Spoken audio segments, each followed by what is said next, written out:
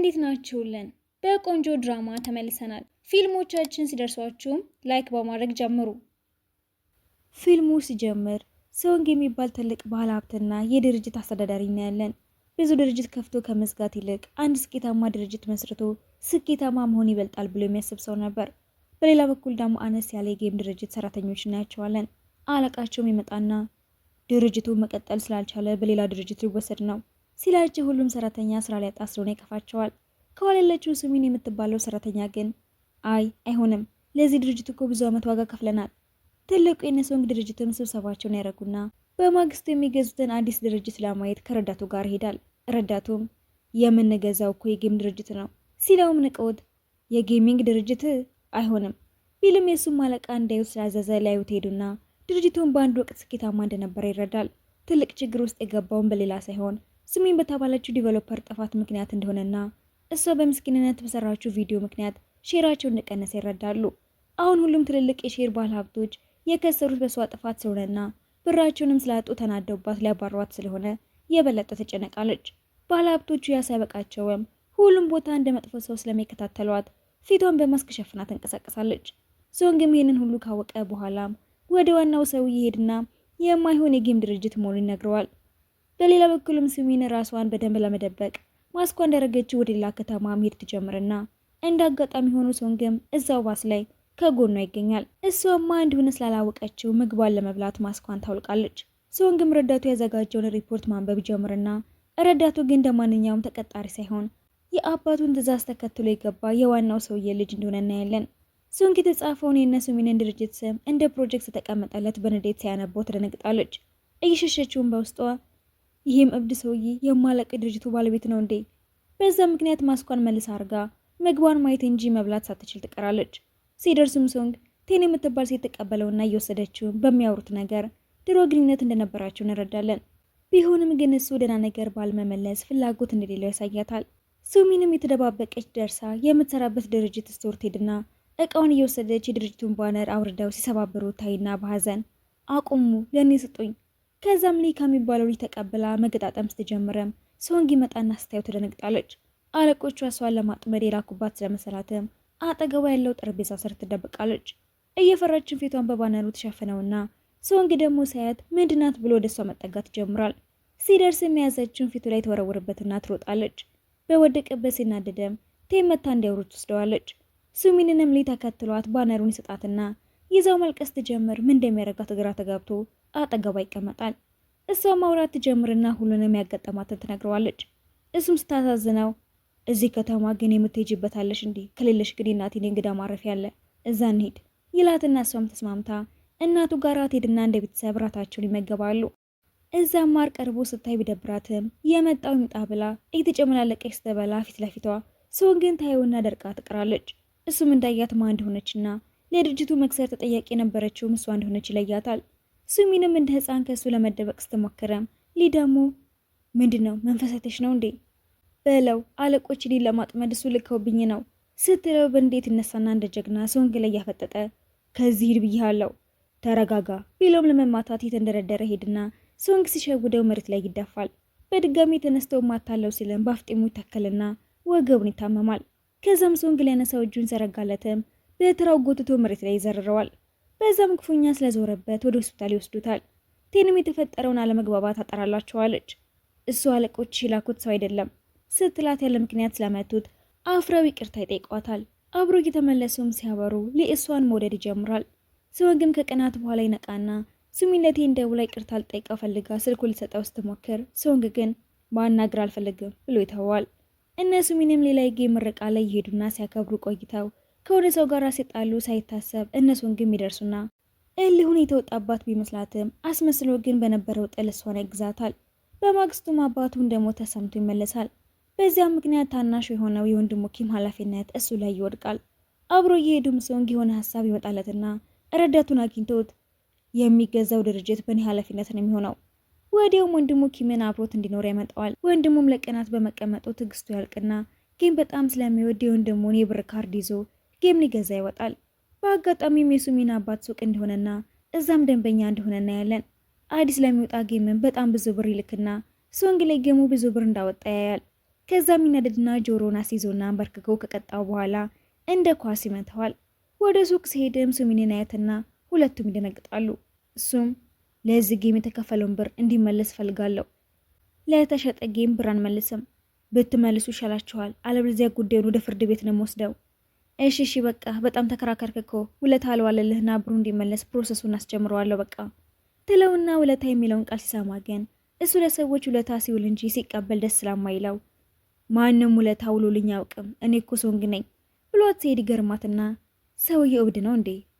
ወንድሙም ሶንግ ሲመለስ የሚለውን ለመስማት ሲጓጓ በለዝ በቃ በድጋሚ ግን እንዳይደገምህ ብሎ ሳይፈልግ በግዱ የገዛውን ጌም ሰጥቶት ሄድና ግራ ገብቶት በውስጡም ይሄ ግን የኔ ወንድም ነው ብሎ ያስባል። በማግስቱም ሶንግ ሻወር ውስጥ ተዘፍዝፎ ስለ ሱሚን ያስባል። በውስጡም ማናት እሷ ለኔ ውለታ የምትውልልኝ ብሎ እያስታወሰ ይናድዳል። ሱሚንም ወደ መስሪያ ቤቷ ሄደና ጓደኛዋ አዲስ አለቃ መጥቷል፣ ደግሞ ቆንጆ ነው ትላትና ቀና ስትልም አለቃው ሶንግ እንደሆነ ስታይ ትደነግጣለች። አይኗ እየቀለደባት መስሏት በድጋሚ ብታፈጠበትም እራሱ ስለሆነ ወይኔ ትልና እንደለመደችው ለመደበቅ ስትሞክር ፊት ለፊቷ ሲመጣ ግራ ገብቷት ይቅርታ ትለዋለች።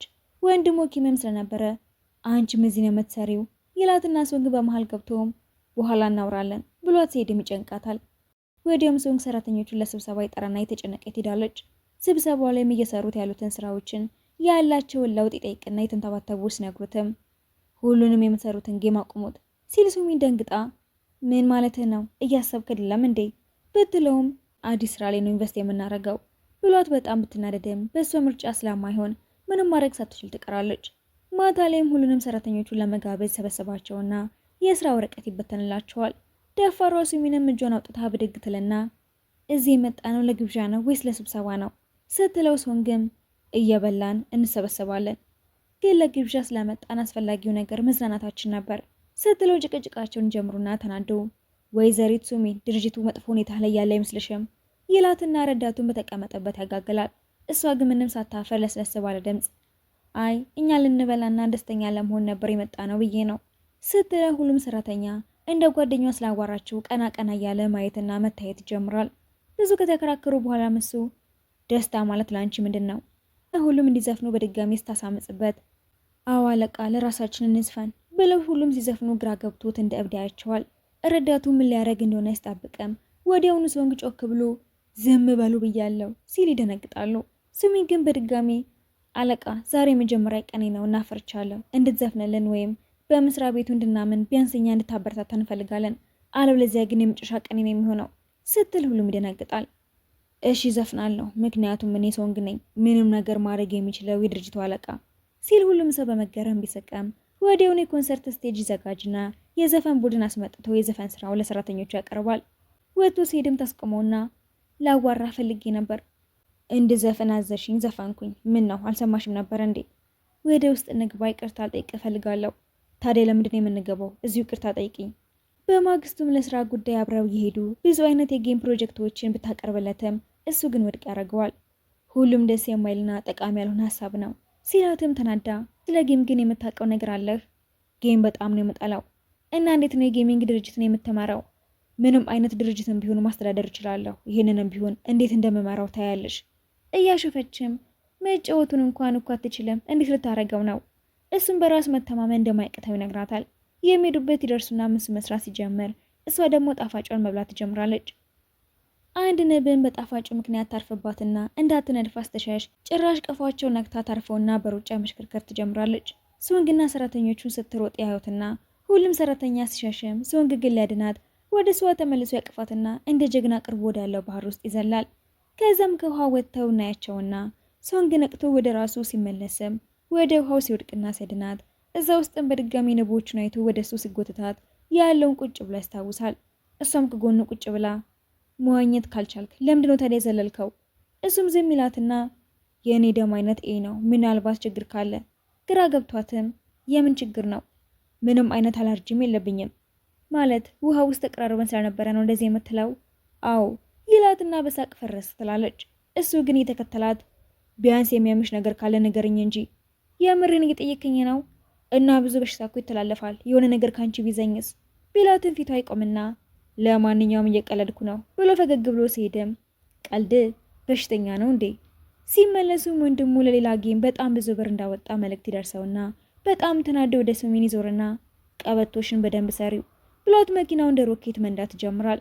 ሱሚንም ፈርታ በህይወት እንደማይደርሳት ስላሰበች መጫወት ትጀምራለች። ቤቱ ሲደርሱም ወርዶ እዚሁ ጠብቂኝ ይላትና ወደ ወንድሙ ሄድለታል። ኪምም ከመፍራቱ የተነሳ ገና ሲያየው እየሮጠ መጥቶ እግሩ ስር ይደፋና እንዴት እንደገዛውት ራሱ አላውቅም። ሶንግ ግን ትዕግስቱ ስላለቀ ከቤት አስወጥቶ ይጥለዋል። እታች ሲወርዱም ሱሚንን ያገኟትና አስታያቸው ወንድማማቾች እንደሆኑ ስለማታውቅ ስጠይቃቸው ሁለቱም ይመልሱላትና ሶንግ ግን ስለተናደደበት ገፍቶት ያልፈዋል። ወደ መስሪያ ቤቱ ሲሄዱም ሱሚን ወደ ቤቴ ውሰደኝ፣ ልብሴን መቀየር አለብኝ ትለውና ወስዷት እሱ የሰው ቤት ሳልጋበዝ አልገባም ስላለ የአባቷ ልብስ ሰጥታው ታጥቦ እንዲቀይር ትነግረዋለች። እሱም ተቀብሏት ሊታጠብ ሲገባ አባቷ በድንገት ከተፍ ይላል። ደንግጣ ወደ አባቷ ስትሄድም ሶንግ ይወጣና ልብሱን እየወረወረ ማድረቂያ ነገር አለሽ እንዴ ሲል አባቷ ማን እንደሆነና ኬት እንደመጣ ስለማያውቅ ልጅ ምን ልታረጋት ነው ብሎ መቀጥቀጥ ይጀምራል። ሱሚንም አባቷን ይዛው መምታቱ እንዲታውና አለቃዋ እንደሆነ ስትነግረው አባትየው ጭራሽ በስልጣኑ ሰራተኞቹን እያስቸገረ መስሎት በንዴት ጀርባውን በኃይል ዱላ ያቀምሰዋል። ከዛ ግን እንደዛ እንዳልሆነና እንደውም እሷን ለማዳን ባህር ሁሉ እንደገባ ስትነግረው የተጎዳ ጀርባው ላይ መድኃኒት ማድረግ ይጀምራል። በጸጸትም ይቅርታ የልጄን ህይወት ስላተረፍክልኝም አመሰግናለሁ፣ እሺ ቅርብ ይሃለው። ከሱሚን ጋር እየሄዱን በድጋሚ ይቅርታ ጠይቀዋለች። ቢሮአቸው ውስጥ የጌም ውድድር ለማድረግ ይዘጋጁና ሁሉም ሰራተኛ ለማየት ይሰበሰባል። ለማበረታታት ብለውም አንዱ ሰራተኛ የሶንግን ጀርባ ሲመታው የተጎዳውን ያመዋል። ወዲያውም ጌሙ ይጀመርና ሁሉም ትኩረቱን ወደዚያ ያደርጋል። ሱሚንም በጌም ማንም አይችለኝም ብላ ብታምንም ሶንግ ግን ያሸንፋታል። ሱሚን ደንግጣም ይሄማ ማጭበርበር ነው፣ አጭበርብረ መሆን አለበት፣ አሸንፊያለሁ፣ አሁን ወደ ስራሽ ተመለሺ ይላትና እሷና ጓደኞቿ ጌም የማይወድ ሰው እንዴት ሊያሸንፋቸው እንደቻለ ግራ ይገባቸዋል። የሶንግ ረዳት የሆነው ፓርክ መጥቶ አለቃ ጌም እንደማይወድ አውቃለሁ፣ ግን አንድ ነገር ለማድረግ ከወሰነ ሁልጊዜም አንደኛ ነው። በሌላ በኩል ሶንግ ጌሙን ሲጫወት የነበረው ስለ አባቱና ስለታናሽ ወንድሙ እያሰበ ነበርና በትዝታ ተውጦ ስሜቱ ስተነካ ብቻውን ወደ አንዲት ምግብ ቤት ሄድና ሱሚንን በአጋጣሚ መታ ያገኛታል። ወደ እሱ ጠረጴዛ ሄዳም እዚህ አብሬህ ልብላ ስትለው አይሆንም ሂጅልኝ ቢላትም እሷ ግን ሳትሰማው ትቀምጣለች። ትንሽ ጠጣና አምጣዋ ሲነቃ ወንድሙ ኪም ምግብ ሲሰራ ያገኘዋል። እንዴት ገባ? ትናንትና ማታ እኮ አንተ ነህ ይዘኸኝ የመጣኸው ረሳኸው እንዴ ቢሎም ሶንግ ግን ምንም አያስታውስም። ኪምም ትናንትና ማታ ያቺ ልጅ መታ እንዳደረሰች ታስታውሳለህ አይደለ? ስለ ሶንግ ግን ምንም ባያስታውስም በደንብ ነዋ አስታውሳታለሁ ይለውና ወደ ድርጅቱ ሲሄድም ሱሚንን ያገኛትና ትናንትና ማታ በሰላም ቤት ገባህ? ትናንትና ማታ የደረሰችኝ እሷ ነበረች ማለት ነው ብሎ ያስብና ዝርዝሩ ሊጠይቃ ሲለም ጥላው ትሄዳለች። ምንም ማስታወስ ስላልቻለ ሊጠይቃት ሄድናም እሷን ፈገግ ብላ አለቃ ምንም ትዝ አይሎትም አይደለ? አይ ሁሉንም አስታውሳለሁ፣ እንዲያውም ትናንትና ሂሳብ አልከፈልሽም ነበር፣ እኔ ነኝ የከፈልኩት። አሁን ግልጽ ሆነልኝ፣ ምንም ትዝ አይልህም ማለት ነው፣ ሁለታችንም አልከፈልንም። እኔም ዝም ብዬ እንደምታስታውሽ ለማወቅ ነው የጠየቅኩሽ እንጂ አስታውሳለሁ ብሏት ይሄዳል። እሱም ለሊ ከሌላ ድርጅት ጋር ያላችሁን ውል እንዲሰርዘው ቢነግረውም ያ ድርጅት ግን ውሉን ለመሰረዝ ከባድ መስፈርት ያቀርባል። ወይ ከፍተኛ ገንዘብ መክፈል ወይ ደግሞ በጣም ተወዳጅ የሆነውን ቢግዋር የተባለውን ጌም መሸጥ እንደሚያስፈልግ ሲነግራቸው ሶንግ ሳያመነታ ጌሙ እንዲሸጥ ቢወስንም ጌሙ ግን ለሱሚን የህይወቱ አካል ስለነበረ ሁሉም እንዳትሰማ ይጠነቅቃሉ። ረዳቱ ፓርክ ግን በስተት ይነግራትና በጣም ተናዳ ወደ ሶንግ ቤት ትሄዳለች። ሶንግ እሷን ሲያትም የተናደደችው ትናንትና ማታ ለተፈጠረው ነገር መስሎት ትናንት ላረኩት ነገር ይቅርታ አድርጊልኝ ብሎ ይቅርታ መጠየቅ ሲጀምርም እሷ ግን ይቅርታ የሚጠይቃት ጌሙ ስለሸጠው ይመስላታል። አሁን የሰራኸውን ስህተት እንኳን ማስተካከል አትችልም ብላው ትሄዳለች። እሱ ግን ትዝ የማይለኝ ስህተት እንዴት አድርጌ ላስተካክለው ብሎ ግራ ይጋባል። በመጨረሻም ስልኳ እንደማታነሳ ሲሰማም ተጨንቆ ሲፈልጋት ትንሽ ራቅ ብላ ተቀምጣ ያትና ወደ እሷ ጋር ሲሄድም ሊቀድሞት ይደርስና ከሩቅ ሆኖ ሲያጽናናትና ሲያቅፋት በቅናት እያየ መቅናቱ ለራሱ ግራ ያጋባዋል። በነጋታውም ድርጅቱ ወደ አዲስ ቢሮ ይዘዋወርና ምሽት ላይም ሶንግና ሱሚን ብቻቸውን ቢሮ ውስጥ ሆነው ድንገት ከታችኛው ፎቅ ሆና ስትጮህ ሶንግ ሊያድናት በሩጫ ይሄዳል። ሱሚን ግን አይጧን እያሳየችው ስትጮህ እሱ ራሱ ከሷ ብሶ አይጧን ፈርቶ ሲቀመጥ ታድነኛለህ ወይስ አታድነኝም? በጭራሽ አላረገውም፣ መራቅ አለብን፣ በሽታ ሊያስተላልፉብን ይችላሉ እኮ ይላትና እንደፈራ በዛ መሃል አይጧ በድጋሚ በእግራቸው ስር ስትሮጥም ሁለቱም ተደናግጠው ይደናበራሉ። ጎን ለጎን እግራቸውን ሰቅለው ይቀመጣሉ። ሶንግ ሁኔታውን ለመቀየር ሲልም ስለመጀመሪያው ቀን ጠጥቶ ላሳየው ባህሪ ይቅርታ ይጠይቃታል። በመጠጡ ምክንያት መጥፎ ሰው ሆኜ ነበረ፣ እውነተኛ ማንነቴ ግን አይደለም ሲል እሷ ግን ተናዳ አይደለም አንተ መጥፎ ሰው ስለሆንክ ነው ቢግዋር ጌሚን የሸጥከው ቢጓር መሸጡን የታወቅሽ? ትናንትና ማታ እኮ ይቅርታ እየጠየከኝ ነበረ። ስህተት እንደምታስተካከል ቃል ገብተህ ነበር። እኔ ይቅርታ የጠየቅኩት የዛን ቀን የረበሽክሽ መስሎኝ እንጂ ጌሙን ስለመሸጥ አይደለም። ያ የአስተዳደር ውሳኔ ነው። ስላት ሱሚን በንዴት ስትገፋው ተጋጭቶ ይወድቅና ሆስፒታል ይገባል። ረዳቱ ፓርክም ለሱሚን መምታት አልነበረብሽም እያለ ሲመክራት፣ ሶንግም ተዋት፣ ትናንትና እሷ ተናዳ ነበረ። አሁን እኩል ሆንን። አሁን ውጡ ሊረፍበት። ሱሚን ስትወጣም ረዳቱ ተከትሏት አለቃዬ መጥፎ ሰው አይደለም፣ የሚያደርገው ነገር ሁሉ ለድርጅቱ ጥቅም ሲባል ነው። ምክንያቱን ደግሞ ተናግሯል። እሷም ይህንን ሳስታ እንደነበረና ነገሩ እንዳጋነነችው ይገባታል። በማግስቱም አዲስ ጌም ለመስራት እየሞከሩ ኮምፒውተራቸውን ሲከፍቱት ሌላ ድርጅት ለስራቸው አስፈላጊ የሆነውን ሶፍትዌር እንደዘጋባቸው ያዩና ሶንግ ወደ ድርጅቱ ቢሮ ሄዶ ቢጠይቅም እነሱ ግን አዲስ ውል ካልፈረማቸው አንከፍትም ብሎም ይሉታል። ሶንግ ሳይከራከር ወጥቶም ለቡድኖቹ አይዟችሁ ሶፍትዌሩን እኛው ራሳችን እንሰራዋለን ይላቸውና ቡድኑ ግን በገንዘብና በጊዜ ጥረት መጨነቅ ይጀምራሉ። በዚህ መሃል ሶንግን ለራት ይዛው ትሄድና ምግብ እየበሉ ያለ ሱሚን ደውላለትም ለችግራችን መፍትሄ አግኝቻለሁ ቶሎና ስትለው ቴን በቅናት ተቃጥላ ለምንድነው ሁልጊዜ ከዚች ጋር ጊዜ የምታሳልፈው? ሰራተኛዬ ናት፣ አብሬያት መስራት አለብኝ ብሎ ጥሏት ወደ ሱሚን ጋር ሄዳል። ሱሚንም የኮዲንግ ባለሙያ ሊረዳቸው እንደሚችል ተናግረውና ይህን ሰው ለማግኘት ሲሉ ቴን ልትረዳቸው ስለምትችል እርዳታ አስጠይቃትም ቴን ግን ከሱሚን ጋር ከስራ ውጪ ምንም አይነት ንግግር እንዳታረግ ስትለው ለልጅቱ ሲል ይስማማል። ባለሙያው ይገኛል ተብሎ በተጠበቀበት ቦታ ግን ቴን በቅናት ተነሳስታ ባለሙያው ለማየት የሚፈልገውን ባንዶቹን ሳትልካቸው ተቀረና ባለሙያው ባንዶቹን ሲያጣጥሏቸው ሊሄድ ሲለም ሶንግ በሳይክል የተከተለው በመሃል ባለሙያው የመኪና አደጋ ይደርስበታል። ሱሚንም ተናዳ ቴንን ባንዶቹን ለምን አልመጡም ብትላትም ቴን ግን ሱሚንን ስትወቅሳት ሶንግ ይመጣና ቴንም ምን አይነት ስርዓት የሌላት ልጅ እንደሆነች እያየህ ነው፣ ግን አይ ተሳስተሻል፣ በአንዱን በሰዓቱ መላክ ነበረብሽ ስላት ተናዳ ሶንግን በጥፊ መታው ትወጣለች። ባለሙያም ባንዶቹን አግኝቶ ስለነበረ እነሱን ግንም ለመርዳት ይስማማል። ማታ ላይም ሱሚን ቴን ተናዳ መምታቷ የኔ ጥፋት ነው፣ ይቅርታ፣ የአንቺ ጥፋት አይደለም ይመስለኛል፣ አትወድሽም፣ ከአንቺ እንድርቅም ተስማምተን ነበረ እና እኔ እናንተ ስምምነት አካል ነኝ፣ የፍቅር ጌም ነው የምንጫወተው ብላ ተናዳ ልትሄድ ስትል እጇን ይዞ ሲያስቆማት እጇን አስለቅቃው ጥላው ትሄዳለች። ሱንግን ነገሮችን ለማስተካከል ቢፈልግም እሷ ግን ትርቀዋለች። እሱም ግራ ተጋብቶ ወደ ረዳቱ ጋር ሄድና ለአንዲት ሴት ምን አይነት ስጦታ ቢሰጣት ይሻላል? ወንድሜ ፍቅር ይዞሃል ማለት ነው፣ ትክክለኛ ሰው ጋር መጥተሃል እያለ ሲያሾፍበት እስኪ ዝም ብለህ ምክር ስጠኝ ቢሎም ጠቃሚ ምክር ግን ሊሰጠው ስላልቻለ ወደ ሊ ጋር ሄዶ ከሱሚን ጋር ጥሩ ጓደኛሞች ናችሁ እና ምንድነው የምትወደው ሲለውም ሊ ራሱ በቀጥታ አስጠይቃት እጅግ ውድና በዓለም ላይ ጥቂት ቅጂዎች ያሉት ብቻ አንድ ጌም ፈልጋለሁ። አሁን ሁለቱም ወንዶች ያንን ጌም ለማግኘት ፉክክር ጀምሮና ጌሙን የሚሸጠው አንድ ሰው ብቻ እንደሆነ ይደርሱበታል። ሶንግ ለመሄድ ቀደም ብሎ ሲበጣ ሊም አለቃ እኔም በጊዜ መውጣት እችላለሁ። ሶንግም ተስማምቶ ሲሸኘው ሁለቱም ወደ ሻጩ እንደሚሄዱ ሲረዱ ለመቅደም በሩጫ ሲደርሱም ሻጩ በድንጋጤ ሊሸሽ ሲል ይዘውት እኔ ቀድሜ ደርሻለሁ፣ አይ እኔ ነኝ የቀደምኩት እያሉ ይከራከራሉ።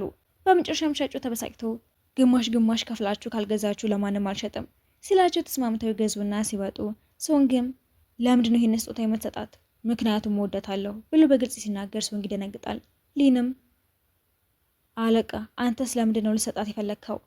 ይሄ የኔ ጉዳይ ነው፣ ለአንተ አልነግርህም። ጨዋታ እንጫወትና ያሸነፈ ይስጣታል።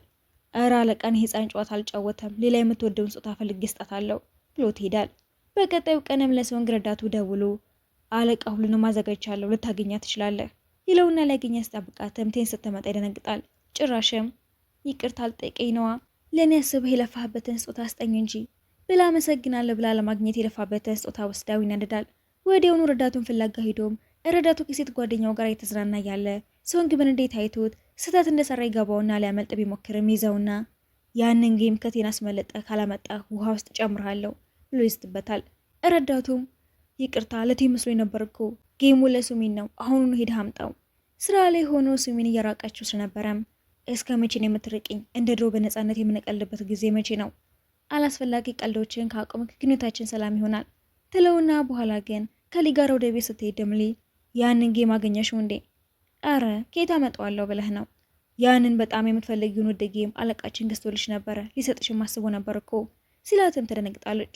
ወዲያውኑ ወደ ሶንግ ቤት ሄዳም አንተን ላገኘህ አይደለም ኪምን ፈልጌ ነው ብላ ጌሙ የምትፈልገውም ልታገኘው አልቻለችም። ሶንግም ተናገሪ፣ ምን ፈልገሽ ነው? ያንን ጌም ገዛሁ አይደለ? እባክሽ ጥልኝ፣ ጌሙ ለሌላ ሰው ሸጬዋለሁ፣ አሁን የለኝም ይላትና ቴንም ስጦታውን ለሷ እንዳልገዛ ውስጥ ትጥለዋለች። እሱም ሊቀበላት ሲመጣ ለምንድን ነው እኔን የማትወደኝ? ሰው ነኝና ለማንም ፍቅር እንዲሰማኝ ራሴ ማስገደድ አልችልም። ቴንም ልቧ ተሰብሮ ልትተው ትወስናለች። እሱም ወደ ቤት ሲመለስ እናቱ ስትሞት የተወችለትና ብቸኛ ትዝታው የሆነችው ኤሊ ስለሞተች ያዝናል። ኤሊዋን ሊቀብር ሲልም እናቱን አስታውሶ ሲያለቀስ ሱሚን ከርቆና አይታው አሳዝኗት ወደ እሱ ጋር አጠጋ ብላ ታቅፈዋለች። ትከሻው ላይ ተደግፎም አምርሮ ሲያለቀስ ሊን ከርቆ ነው እያያቸው ሱሚን ለሶንግ ያላት ፍቅር ምን ያህል ጥልቅ እንደሆነ ተረድቶ እሱም ልቡ ይሰበራል። ቀጥሎም ሶንግና ወንድሙ ኪም ይነጋገሩና ኪምም አባቱ እንደሚናፍቅና ብቸኝነት እንደሚሰማው ሲነግረው ሶንግም ብቸኛ አይደለህም፣ እኔ ቤተሰብህ ነኝ። ሁለቱ ወንድማማቾችም ይታረቃሉ። የሰሩት ጌምም ሊመረቅ 2 ቀን ሲቀረው ተቀናቃኙ ድርጅት በክፋት ተነሳስቶ የጌም ማስጀመሪያውን ቦታ ገዝቶ ወስድባቸውና ሶንግ ግን ሀሳብ አምጥቶ ለምን እዚሁ ቢሮዎችን ዲኮር አድርገን ዝግጅቱን አናደርገውም? ሁሉም ተስማምተውን በዝግጅቱ ዋዜማ ሱሚን ተጨንቃ ለሶንግ መልእክት ልካለች። እሱም ወዲያውኑ ደውሎ ያገኛትና ሱሚንም ለእኔ ብለህን የመጣኸው ኤሊዋ በነበረች ጊዜ ሲጨነቅ እሷን አናግራት ነበር። አሁን ግን ሰላም የሚሰጠኝ ከአንቺ ጋር መነጋገር ብቻ ነው። ከእንግዲህ በኋላ ለሚመጡት አስፈላጊ ቀናቶች ሁሉን ያለው አዳመጥሃለሁ። በማግስቱም የጌሙ ምርቃት ጥሩ ሆኖ ያልፍና ቴንም የሶንግ ልብ ለሱሚን ብቻ መሆኑን አምና ያንን ውድ ጌም ለሱሚን ትመስላታለች። ሶንግም ድርጅቱን ካዳናው በኋላ ወደ ሌላ ድርጅት ሊሄድ ሁሉንም ይሰናበታቸዋል። እሷ ደግሞ አዲሷ ስራ አስኪያጅ ሆና ትመረጣለች። ከተለያዩ በኋላም አንድ ቀን ሶንግና ኪም አባታቸው መቃብር ጋር ሄደው እሷም እዛው እናቷ ጋር መታ ከኪም ጋር ይገናኙና ሲመለሱ ለሶንግ እንዳያት ይነግረውና የምትሄድበት መኪና ሲከተለው ከመኪናው ገዘፍ ያሉ ሰዎች ወርደው ሊመቱት ሲሉም ታስጥለዋለች። አንድ ላይ በመኪናው ይሄዱም ለምንድን ያልደወልክልኝ? ኮንታክቶቼ በሙሉ ስለጠፉ ልደውልልሽ አልቻልኩም። መኪናሽን የተከታልኩት ላይ ስለፈለኩ ነው እና በአጋጣሚ ተገናኘን። ምን ማለት ትፈልጋለህ? እወድሻለሁ ብሎ ፍቅሩን ይገልጽላታል። ፍቅረኛሞች ሆነው ተያይዘው ሲሮጡ እያሳየንም ፊልሙ ይጠናቀቃል።